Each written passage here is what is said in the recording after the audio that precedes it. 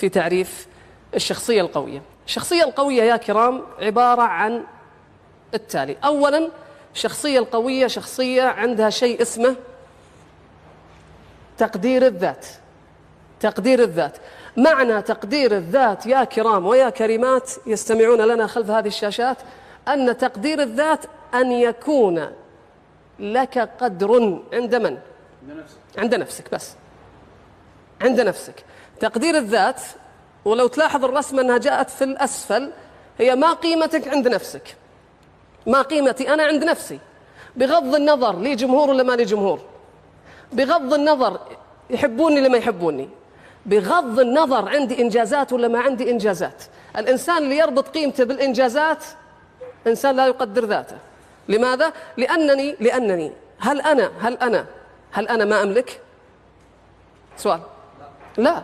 هل أنا ما أنجز؟ لا والله. هل أنا ما أعرف؟ لا. لأن إذا قلنا أنا ما أملك معناها اللي ما يملك شيء لا يساوي شيء، وأن الفاشل أيضا لا يساوي شيء، ليس بالضرورة.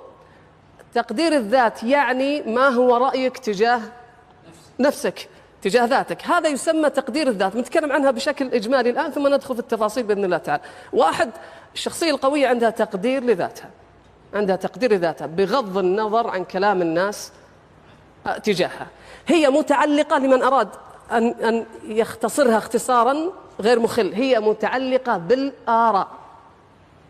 تقدير الذات متعلق بالآراء، بمعنى أنه متعلق برأيي تجاه نفسي، متعلق بالآراء، ومتعلق برأي الآخرين تجاهي، رأي الآخرين تجاهي. فإن كان دافعا حمسني وحفزني، وإن كان غير ذلك كيف أتعامل معه؟ إيش رأيكم؟ كيف تتعامل مع النقد؟ نقد الآخرين. بالمناسبة الإنسان الحساس إيش مشكلته؟ عنده ضعف في إيش؟ في شخصيته، ليس في تقبل النقد، في ذاته، وليس ضعف في شخصيته، هو عنده ضعف في مبالغة في ردة الفعل الصحيحة أو الرأي الإيجابي. ليش أبالغ أنا؟ ليش أنا متحسس؟ عنده انخفاض في تقدير الذات، انخفاض في تقدير الذات، هذا عنده انخفاض. أعطيك مثال، هب أنك أنت بطل في الملاكمة مثلا، وجاك واحد طفل وقال لك أنا أقدر أكفخك وأنا أقدر أجلدك وأخر عني، هل هذا يستفزك؟ لا. ليش ما يستفزك؟ لأنك تشعر يقينا من الداخل أنني قوي، وأن هذا الكلام صحيح ولا غير صحيح؟ أنه غير صحيح، أنا غير صحيح. متى يستفزنا تستفزنا الآراء؟ عندما نشعر بأنها تخدش ذواتنا، أنا غير متأكد الكلام اللي قاعد يقول، أنا أحاول أدافع عن هذا الكلام. إذن كيف نتعامل مع الآراء؟ الناس يريدون أن يكمموا أفواه الآخرين، ما يبغى حد يتكلم عليه، ما يبغى، فإيش يسوي؟ يلبس أحسن ملابس عشان إيش؟ عشان ما حد إيش؟ ينتقده، بل يختار المحتوى خلونا نقول وضعكم الآن، أختار المحتوى الذي يريده الناس وليس الذي أريده أنا ومبادئي وقيمي وتوجهي. ليش؟ عشان الناس.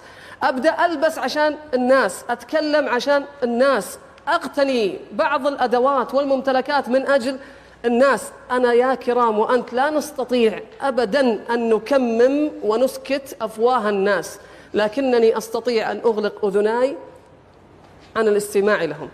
أيها الكرام، الناس في نقدهم لنا لم يسلم منهم البعيد الذي لم يرونه، ولا القريب الذي عايشهم، ولا الميت الذي فارقهم، ولم يسلم منهم نبيهم صلى الله عليه وسلم خير البشر أكمل الخلق، سبوه عليه الصلاة والسلام، بل لم يسلم الله عز وجل، لم يحترموه، لم يوقروه. يد الله مغلولة، نحن أغنياء والله فقير، والله ثالث ثلاثة، وهو يعطيهم ويكفيهم ويرزقهم، ومع ذلك يتحدثون. فكيف بي أنا وأنت؟ إذا انطلقنا من هذه الزاوية وهذا الافتراض الذي يقول أنني مهما فعلت سيتحدث الناس عني. ليش؟ لأن رضا الناس لا مقدور. يقول ابن القيم كلمة عجيبة جميلة، يقول رضا الناس لا مقدور ولا مأمور ولا مأثور. يقول رضا الناس عن الإنسان لا مأثور، ما قد سمعنا أحد رضوا عنه، ولا مقدور لن تستطيعه، ولا مأمور، الله لم يأمرك أنك ترضي الناس كلها. لذلك لما جاء موسى إلى الله عز وجل فسأله قال يا ربي، موسى عليه السلام قال يا ربي كف ألسن الناس عني، ما أبغى أحد يتكلم فيني، ما أبغى أدخل هاشتاج الناس تسبني، ما أبغى أدخل تويتر الناس قاعدة تتكلم علي، ما أبغى أدخل ألقاهم يمدحون فلان ويسبوني، ما أبغى، لا أريد. يا قناة بداية أنتم في الإدارة ما أبغى يتكلم علي. موسى يسأل الله، لم يسأل قناة بداية ولا شيء، يسأل الله يا ربي كف ألسن الناس عني، فيقول الله عز وجل يا موسى ذلك شيء لم أكتبه لنفسي. الله. لم أكتبه لنفسي. وبالتالي أنا لا أستطيع إذن أغلق أفواه الناس، لكني أستطيع أني أعمل حاجز تجاه حديثهم. يا كرام، نصيحة أخيرة قبل نتجاوز تقدير الذات، تعامل مع الآراء، ما يقوله الناس، تعامل مع الآراء كما تتعامل مع الرداء. تعامل مع الآراء كما تتعامل مع الرداء، إن أعجبك وناسبك وزينك وإلا اترك فاخلعه، ما عليك منه. إذا ناسبك ونفعك وجملك وإلا فاخلعه. لست ملزما أن يكون رأي الناس فيك حقيقة، لست ملزما. أبشر إن شاء الله، بس أنهي جزئية أخذ أسئلة عن كل جزئية. لست ملزما أن يكون رأي الناس فيك حقيقة. مرة من المرات في واحد طالب علم يدرس عند خاله، وخاله عالم كبير جدا والناس مجتمعة، يوم يومين ثلاثة شهر شهرين سنة سنتين، قال له خاله يا بني والله أنك لا تصلح لشيء، أنت ما تفهم، أنت ما تصلح، أنت ما في راسك، أنت الكلمات اللي إحنا دائما نسمعها أو نقولها للأسف أحيانا. فقال والله يا بني، والله يحلف عالم كبير يقول لهذا الغلام والله يا بني لا تصلح لمثل هذا، أنت ما تصلح في طلب العلم، راح أدور لك شغلة ثانية. فيقول الطفل الغلام يقول فخرجت وهمت على وجهي وجديت في طلب العلم، ومرة ومرتين وتعلم، ثم قال بعد أن كبر هذا الغلام والناس مجتمعة حوله يقرؤون في كتابه ويتدارسونه، فرفع رأسه ورأى الناس قد اجتمعت حوله، قال والله لو كان خالي حيا، توفي خاله، لكفر عن يمينه. ايش يقصد؟ أن يوم يحلف يقول والله ما تنفع أنت في طلب العلم، قال والله لو كان خالي حيا لكفر عن يمينه. تدرون من هو هذا الغلام؟ هذا الغلام الإمام الطحاوي صاحب العقيدة الطحاوية، وخاله من؟ الإمام المازني من كبار تلاميذ الشافعي. فهذا على جلالة قدره وعلمه لا يستطيع ولم يستطع أن يعطي رأيا فيتحول هذا الرأي إلى حقيقة. أيها الكرام، القاعدة تقول إذا حط الناس من قدرك فلن يغيروا من قدرك. الله. لن يستطيعوا، ما يقدر. خليه يقول لي يبغى. لا أحد يعرف كل شيء إلا الله سبحانه وتعالى، لا أحد يملك الأمور والمقادير إلا الله سبحانه وتعالى، فدعهم يتحدثون كما يشاءون. تعامل مع الكلام الآن. طيب يجي واحد يقول، وهذا كلام منطقي، إن الواحد يقول طيب أنا رأي الناس بالنسبة لي مفيد، رأي الناس بالنسبة لي مفيد، هذا الكلام صحيح، ولكن فرق بين الرأي والحقيقة، فرق بين الرأي والحقيقة. ابن مبارك يقول لي ياسر أنت جيت متأخر 5 دقائق، هذا رأي ولا حقيقة؟ حقيقة والله أستفيد منه. تعامل مع الحقائق واستفد منها. لكن لما يجيني ابن مبارك يقول والله أسلوبك مو بزين، برأي بسلامتك، والله صوتك مو بزين بسلامتك، والله تلاوتك مو بزينة، ملابسك مو بزين، آراء يا جماعة. بس ما تحس هذا أيوة؟ تعجرف يعني؟ ليس تعجرف يا كريم. متى يتحول الرأي إلى حقيقة؟ إذا استند على معلومة. يتحول الرأي إلى حقيقة إذا تواتر. يعني صار كثير أنت قلت لي وأنا أثق فيك، وأنت قلت لي وأنا أثق فيك، وأنت قلت لي وأنا أثق فيك، نفس المعلومة. هنا يجب أني أتعامل مع هذا الرأي على أنه حقيقة. ختاما فيما يتعلق بالآراء يا كرام، ما يقوله أباخذ منكم بس سامحني، ما يقوله الناس لكم وعنكم وفيكم هو مجرد فائدة بس، فلا تعاملها على أنها قاعدة. يعني قال لك صوتك مو بزين خلاص بترك أنا تلاوة القرآن ولا الإنشاد، والله أنت ما تصلح إعلامي والله خلاص أنا آخر برنامج لي في الحياة. لا لا، هي فائدة فلا تعاملها كقاعدة. اثنين، هي فائدة فلا تجعلها قائدة. هي فائدة فلا تجعلها قائدة. كيف؟ بمعنى والله يا سمت ما يصلح عليك الغترة، أروح من بكرة والبس إشماغ، والله دخلت هندسة والله ما الهندسة ما تركب لك، طيب أروح أكنسل وأحذف الفصل الدراسي وأروح أدخل كلية مثلا علوم حاسب ولا أي شيء. أصبحت الفائدة بالنسبة لي لسلوكي قائدة. هنا يكون الخطأ خطأ. أما أن أستفيد من حديث الناس ومن العقلاء وممن أثق فيهم، فهذا الحديث فهذا الكلام مما يزكي الإنسان. لذلك قاعدة يا كرام، زي ما نقول الآن لا تتأثر بالنقد، أيضا من يهرب من النقد لن ينظف ثوبه أبدا أبدا. ليش؟ لأن الثوب الآن أنا علي ثوب الآن، جزء من ثوبي منظور أشوفه، وجزء من ثوبي مستور. هذا من يقول لي؟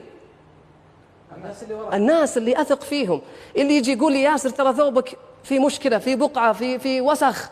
لذلك يا كرام لن أستطيع أن أتطور إلا واحد، أني ما أتحسس كثيرا من النقد، لا أتحسس. اثنين، أن أبحث عنه لا أهرب منه. أن أبحث عنه لا أهرب منه. كيف أبحث عنه؟ النبي صلى الله عليه وسلم ماذا يقول؟ يقول 6 حق المسلم على المسلم 6، واحد منها إذا استنصحك فانصح له. لاحظ، استنصحك يعني أنا أجي أقول لك إيش رأيك في كذا وكذا، استنصحك. 2، يقول النبي صلى الله عليه وسلم في حديث الترمذي، يقول المؤمن مرآة أخي. طيب سؤال، المرآة تروح لها ولا تجيك؟ يعني في مرآة تلاحقنا؟ لا، لازم أنا أروح لها. ولكن انتبه، المرآة تعكس الحقيقة كما هي دون تهوين أو تهويل. ما يجي يقول لك أنت أحسن واحد، هذا ليس مرآة. وما يجي يقول لك لا يهمك أحد، بس هذا ليس مرآة. المرآة تعكس الحقائق يا كرام. المرآة اللي تطلعك أكبر من حجمك أو أصغر من حجمك مرآة يجب أن تتخلص منها، ليست غير حقيقية. 2، المرآة إذا رأيت وجهك فيها، رأيت وجهك في المرآة ورأيت في وجهك العبوس، ماذا يجب أن تفعل؟ أحمد الله على النعمة. وأنت معبس، يجب أن تغير وجهك لا أن تكسر المرآة. بعض الناس إذا نصحها واحد من ربعه نصيحة حقيقية صادقة، إيش يسوي؟ يروح يكسر صديقه، بمعنى يترك صديقه، يستثقل صديقه. صح. يا كرام الناس، إذا وجدت صديق صدوق هو كالنحلة يعطيك العسل وإن لسعك أحيانا، فتمسك به. إذن هذه الفكرة الأولى في قضية تقدير الذات، أن يكون لي قيمة بغض النظر عن كلام الناس تجاهي. نسمع منكم ونبدأ بزميلنا ثم نعود لك. آسف، تفضل أستاذي.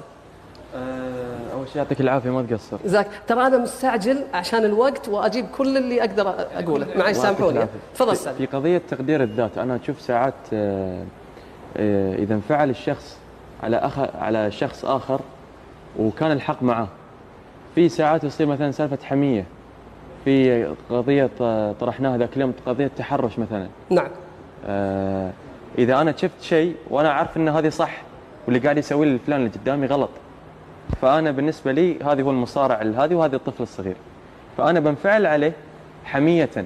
نعم. فما يدل ذلك أن بيقدر من تقدير الذات عنده في نفسه. فساعات بعض الشغلات تخلي الواحد ينفعل، بس ما يرمز لها أن بانفعاله قد يقلل من تقدير ذاته. نعم. قضية الانفعالات ليس لها علاقة بتقدير الذات، لها علاقة بشيء آخر سنتحدث عنه إن شاء الله، ومثالك صحيح. ماذا أيضا؟ تفضل أستاذي. أنا أعاني من شيء، أني صريح جدا. نعم. يعني إذا شخص جاني وقال لي شيء، يعني أعطيه الزبدة، أعطيه الكاش. ممتاز. لكن أحيان يعني ألام أني أنا أجرح. صحيح. أو أقول كلام جارح. مرات أني أنظر أنا أنه خليه جارح الآن ولا يكون مؤلم في المستقبل، يعني أنه يتراكم أو يزيد على نفس الشخص اللي أمامي، صديقي أو أخوي أو أختي. عرفت كيف؟ أحسنت. ومرات صرت بنسبة 70% متحفظ إني ما أقول رأيي عشان ما أخسر، عشان ما أكسر خاطر أحد، أو إني مثلا أظهر إني كأني جرحت الأستاذ سعيد إني قلت له وجهة نظري. أحسنت. رغم ذلك أحيانا أعاني إني لازم أقول رأيي حتى لو جرحته يعني. أخرج اللي في داخلك. طيب أحسنت. هذا الكلام غاية في الواقعية يا كرام، غاية في الواقعية. أيها الكرام، قضية الصراحة والمجاملة، الصراحة والمجاملة، متى الصراحة تكون من الحكمة ومتى تكون المجاملة هي الحكمة؟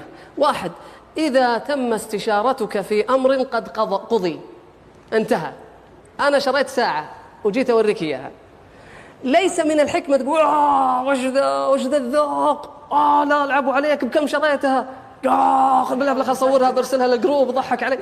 ليس هذا من الحكمة. إذا تم الشيء انتهى. فالمجاملة هنا أكثر ذوقا، خلاص انتهى الشيء انتهى.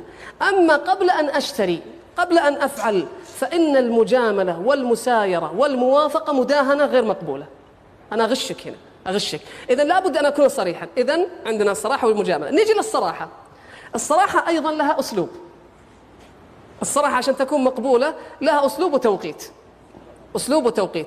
يا كرام، إذا جاك واحد منفعل أو نشيط أو مبسوط علشان هو يوريك حاجة، أنا بسوي وبفعل وبصير يعني أنجح، إذا كنت صريحا ربما تكسره. طيب كيف أكون صريح دون كسره؟ أيها الكرام، بدل أن تعطيه إجابات رأيك، اسأله أسئلة بس اسأله أسئلة. مثلا أنا جاينا سعيد جدا أني أنا بصير منشد مثلا، أنا بصير منشد وأنا كذا وأنا كذا وأنا إن شاء الله وبإذن الله، وأستنصحك أنا وش رأيك، أقول لك كذا، أقول لك وش رأيك. جيد. هنا أنت تستطيع أن لا تعطيني رأيا، وإنما أن تعطيني معلومات. تقول ترى المنشد لازم يصير صوته جيد ويعرف في كذا وفاهم في كذا، وتعطيني مجموعة من المعلومات، ثم تقول لي هل أنت عندك هذه الأشياء ومؤهل لها ولا لا؟ واجعل الأمر بيني وبين نفسي، لأن كثير من الناس ما يفرق بين النصيحة والتثبيط. وإذا أصر؟ إذا أصر لا، أنا هذا دوري، ترى أنا دوري ما أمنعك، أنا دوري أعطيك وجهة نظري فقط هذا دوري، فقط هذا هو الدور. تفضل سالي. يعني أنا عندي نقطة في مسألة المجاملة. نعم. حتى لو أنه قضي الأمر، يعني مثل أخونا في الله ذا، ما أدري سجل شيلة الحين ولا ما سجل، بس أعتقد إنه شكله سجل شيلة. ما أدري من اللي قال له إن صوتك زين. إيه نعم. فأنا من باب فواز. إحنا ما نتكلم. أيوة شكله أستاذ سعيد. أيوة. إحنا ما نتكلم إنه صوته شين يعني مرة، بس إنه بس سأل واحد قال أنا أفضل إنك تكون يعني متذوق للإنشاد. نعم. فهنا لما أسجل الشيلة أقول ما شاء الله كويسة وحلوة، أنا بضره. نعم. لأنه لو نزلها أي. ما أدري شو بيصير في الإنشاد يعني. شوف زين، شوف عبد الله، هذا واقعي، هذا جزء واقع صاير هنا. صح. الآن إيش الحل في هذه؟ هو أنت تخشى عليه من المستقبل ولا من الماضي؟ والله أني أخاف عليه أنا.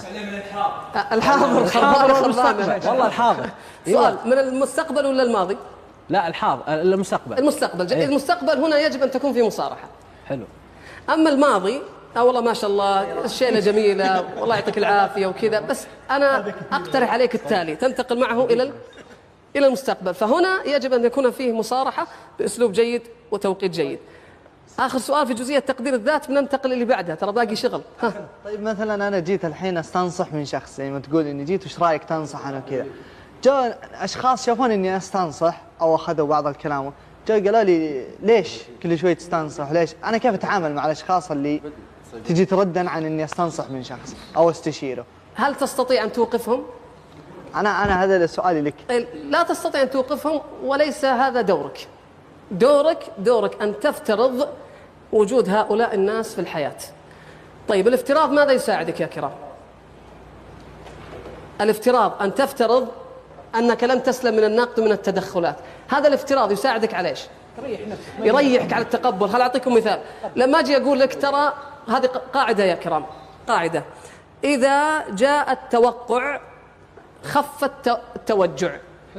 إذا جاء التوقع خف التوجع، بمعنى لما أنا أتوقع إذا خرجت مع الباب إن في أسد، إحنا متوقعين إن في أسد، لما نخرج ونجد الأسد نسبة اندهاشنا 50% تكون خفيفة، وأكون مستعد للتعامل معه. لما أنا أفترض وأتوقع وجود أمثال هؤلاء في الحياة، فعندما أصادفهم لن أتوجع منهم، لأنني أنا أتوقع أمثال هؤلاء. يا كرام، قاعدة مهمة جدا جدا. أنتم أو بعضكم دخل إلى هذه القناة، ربما دخل وهو نكرة غير معروف. لا نكرة، لا، عشان معروف ونكرة، معروف ونكرة، نكرة على مستوى المجتمع ربما غير معروف، ثم خرج معروفا بالخير إن شاء الله، بالخير، وما بين أنه غير معروف ومعروف، فهو فعل مجموعة من الأشياء جعلته يستحق ما هو عليه مستقبلا. السؤال: هل إذا خرجت سيزداد عليك النقد خاصة من اللي يعرفونك ولا بيقل؟ تدرون ليش بيزيد؟ قاعدة يا كرام في التعامل مع النقد. أحيانا يجلس الإنسان مع أخته، مع أمه، مع زوجته، يشوفون التلفزيون، يجي شيخ، داعية، مدرب، إعلامي، أيا كان، ويقول كلام جميل جيد، فتقول زوجتي أو تقول أمي أو تقول أختي أيا كان، تقول يا أخي ما شاء الله عليه، يا أخي كلامه رهيب. طيب إيش أقول أنا؟ الله يعلم بالنوايا، ما تعرفين هذا شيء زين في بيتهم ولا فتلتفت علي زوجتي تقول لي طيب أنت عارفة ليش تكره؟ تقول أقول ما أعرفه. طيب ليش تكره؟ أنا ما أكرهه، أنا أكره أي واحد يزاحمني على قلبك.